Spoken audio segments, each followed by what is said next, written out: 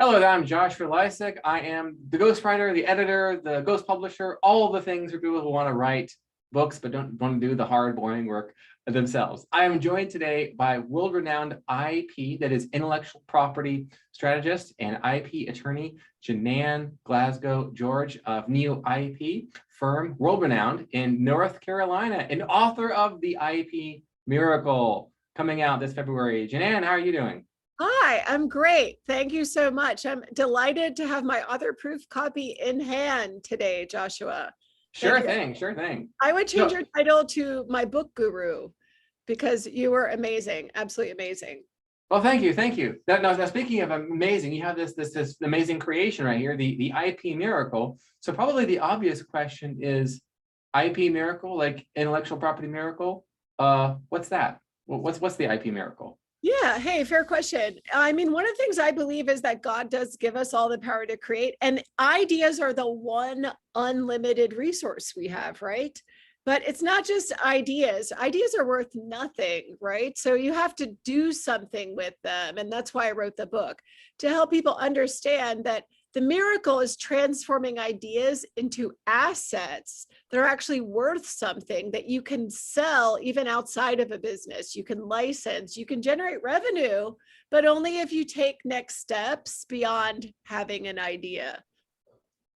One of the misconceptions that a lot of people have about intellectual property, it comes to trademarks, patents, trade secrets, is along the lines of, well, wouldn't patents really just be for like a new toilet paper invention or a new type of water bottle? I'm a small business owner, or I'm growing a software company. Yeah. IP doesn't apply to me. That's not a thing for me, is it? Actually, the reality is that intellectual property IP applies to almost every business. If you have employees, you have IP, because remember, ideas come from people, and inventions, inventive problem solving, unique concepts, the things that differentiate us from others, our brand, our logos, everything, even your website contains intellectual property, right? So you have to capture that and make sure you own it. Otherwise, it's walking out the door with your employees or your contractors every day, especially in the gig economy. A lot of people are like, oh yeah, I hired this guy to do my website, or I hired that person to create the logo.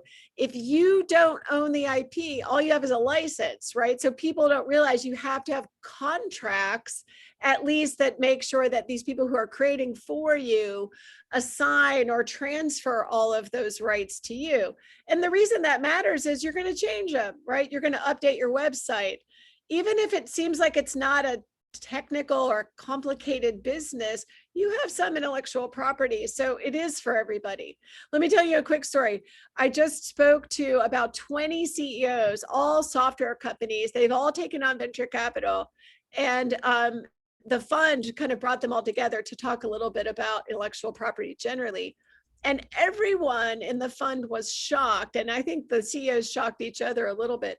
Nobody had even registered their trademark on their brand except one company. So that's a really bad position to be in. I told everyone, go out, do this today. It's something you can do readily, quickly, cost effectively with a lawyer to make sure at least your brand is covered.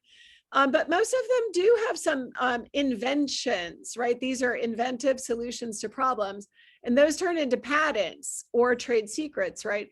So the idea is, what are the steps? How do you do it? A lot of people assumed it's really expensive, takes a lot of time, it takes a long time. And as we finished this meeting, one of the CEOs said, you just debunked everything I thought as a preconception about IP.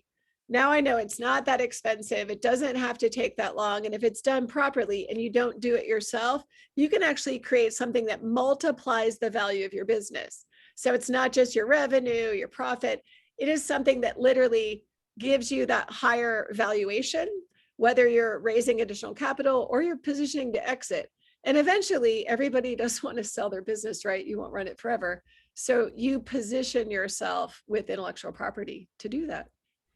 So positioning yourself with intellectual property to do that. This would apply from your small town plumber all the way up to programmers of multi-billion-dollar software companies. And it Absolutely. seems like that comes to the motivation for writing this book, because it seems like a lot of the work that you do, JiNan, has to do with debunking myths, laying to rest misconceptions and preventing people from making costly and maybe irreversible mistakes. So you say that's why you wrote the book, is not necessarily, oh, here's some interesting things. It's a book that tells the truth about IP for business. Really hasn't been written. A lot of it's been, here's how to file a trademark.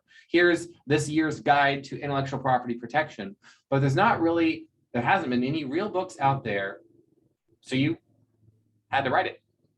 Yeah, I did. And I found that over the 23 years I've been practicing law, that this was the kind of thing that I told my clients all the time. I found myself repeating like this advice, this advice, this advice, and finding the same kind of reaction. And I thought this good word needs to get out to more people, especially to entrepreneurs, because of these misconceptions. It's only for big tech or big pharma that needs patents. And in fact, it's truly everyone has some intellectual property. So I thought I would go about that. And then also to sort of ensure that everyone wasn't trying to do it themselves, because when you mess up intellectual property, it's really hard to fix or it's really expensive to fix. So you want to do it right the first time. And so that was the motivation for doing it, getting the good word out. Excellent. So we've got 23 years of, I guess you call it anti-advice, meaning here are the things that you need to not do. So the first half of the book are the myths, the misconceptions, and the mistakes related to IP that you tend to end up having to address with clients, with audiences, with venture funds, entrepreneurs. And one of them that probably is worth bringing up now is it seems like the pervasive belief amongst especially tech entrepreneurs, whether they're bootstrapping or they're looking for funding, it's this idea that, well, getting patents, trademarks, copyright even, is a waste of time, because if a big company wants to copy us, they're going to copy us, and we just have to out-innovate. We have to outsmart. We have to pivot. There's no real protection for us, and we could waste our time trying to get patents or protect them, or we could try to get more customers. We'll try to get more customers. We see that belief a lot. So what's your response to that? Sure. Well, first of all, you can't out innovate forever, right? I mean, you don't have the deep pockets that big tech does, especially if we're talking about software and big tech. Everything changes very quickly, right?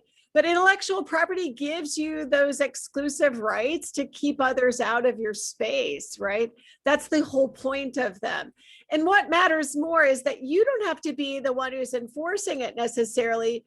Whoever acquires you will. I was telling the CEOs of the funded group that I don't think I've ever seen a company in the first 5 years from funding have to enforce patents. It's the company who buys them, who's bigger, who gets the bigger advantage from having those exclusive rights to keep others out, right?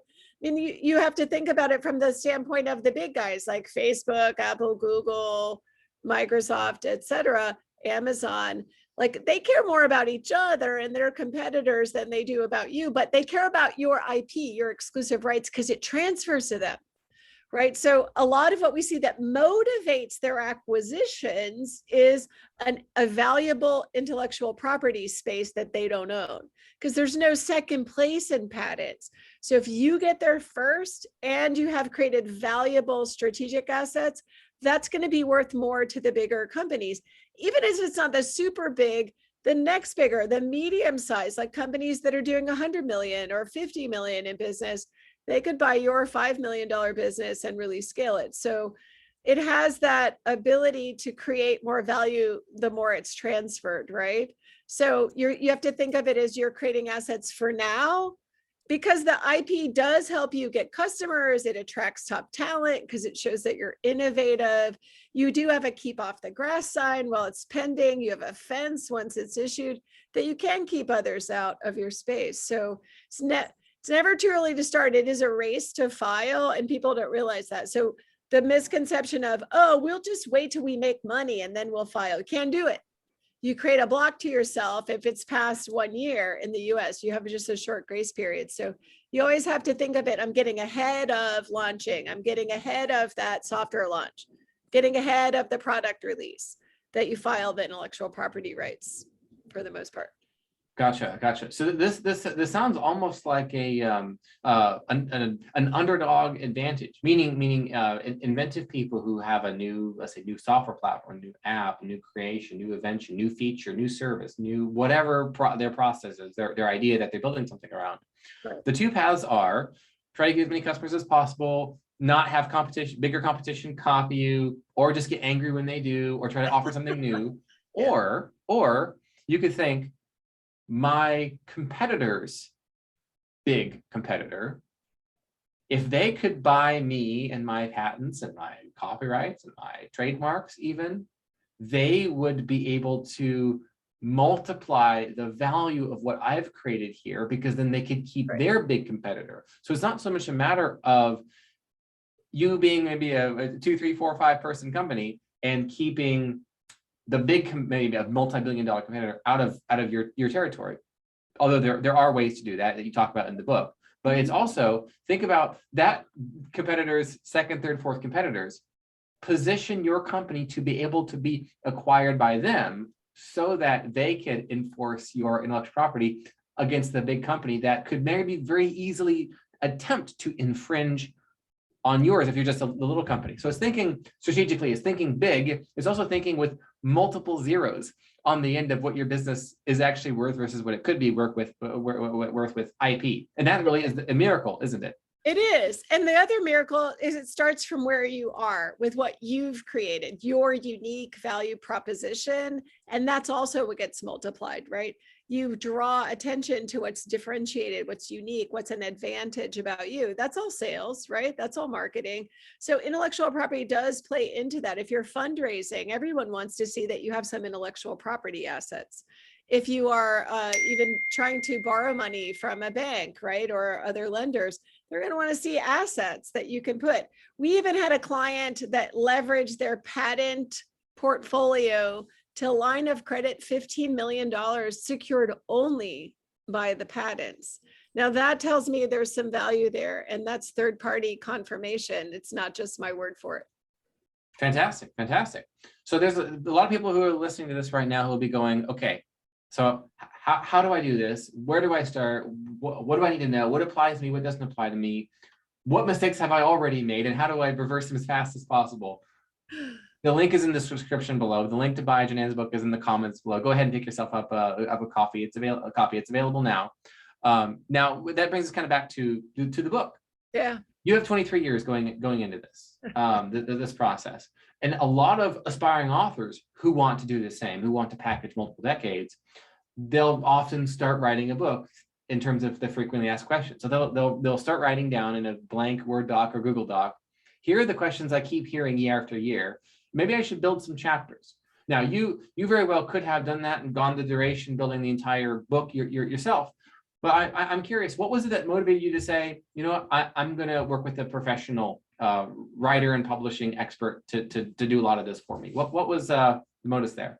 Yeah, I mean, that's a great question, right? Because as a patent attorney, you kind of write for a living, you think, oh, I can do this. And yet I want to take my own advice and not DIY. But what I found was that I definitely knew these are the frequently asked questions. These are the frequently given answers, or here's the advice I'm giving to everyone.